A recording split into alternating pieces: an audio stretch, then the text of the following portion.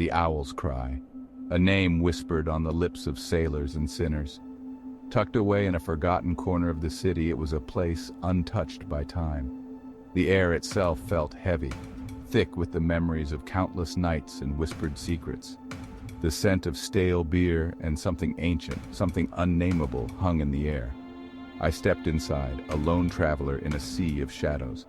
The floorboards groaned beneath my feet, each step a lament. The bar, a hulking beast of dark wood, stretched into the gloom. Above, dusty bottles gleamed like malevolent eyes. It was a haven for the lost and the lonely, a place where time itself seemed to bend and sway. My gaze fell upon the patrons, faces etched with sorrow, with longing. Their eyes held a faraway look as if lost in the echoes of forgotten dreams. A chill ran down my spine. I couldn't shake the feeling that something was watching me, something unseen lurking in the shadows.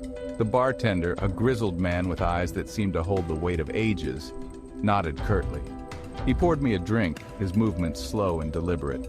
"Welcome to the owl's cry," he rasped, his voice a low rumble. "Don't mind the regulars.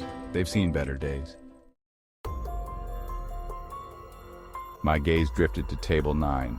A solitary figure sat hunched in the dim light. The man, if you could call him that, was shrouded in darkness. Only the faintest glimmer of his face, pale and gaunt, was visible.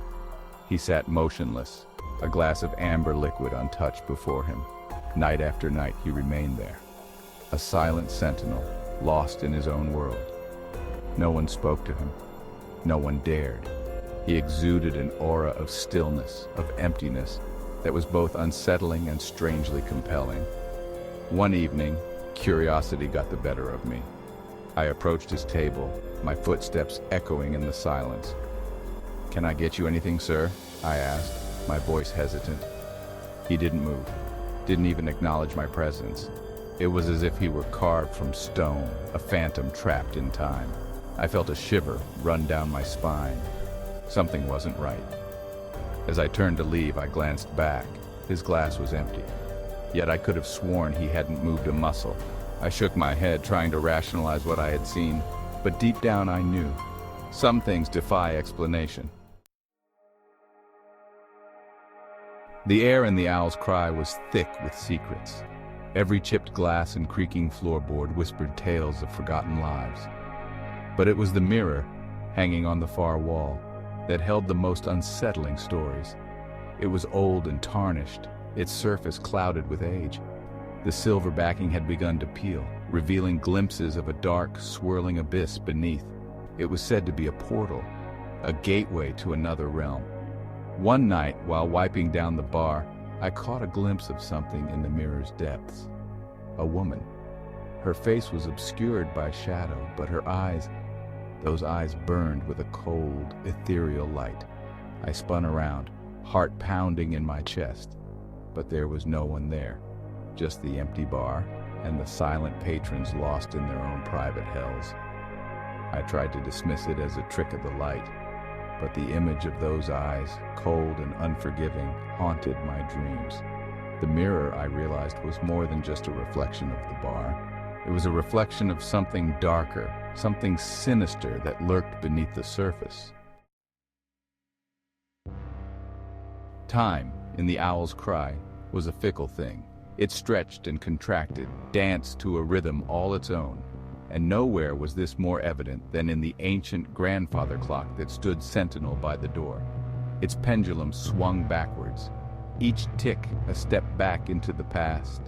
The hands moved counterclockwise, marking the slow, inexorable march towards oblivion.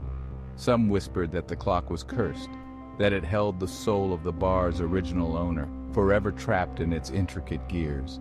Others claimed it was a reminder, a symbol of the fleeting nature of time and the inevitability of decay. Whatever its true nature, the clock exerted a strange pull over the bar and its patrons. It was as if they were all caught in its backwards flow, forever suspended between the present and the past. One night I watched as a young woman approached the clock. Her eyes were filled with a strange mixture of fear and fascination. She reached out a trembling hand and touched its cold glass face. A low hum filled the air. The clock's hands spun wildly, the pendulum swinging with a frantic energy. The woman screamed and stumbled back, her face contorted in terror. Then, just as suddenly as it began, it stopped. The clock returned to its normal, backwards rhythm. The woman was gone, vanished without a trace.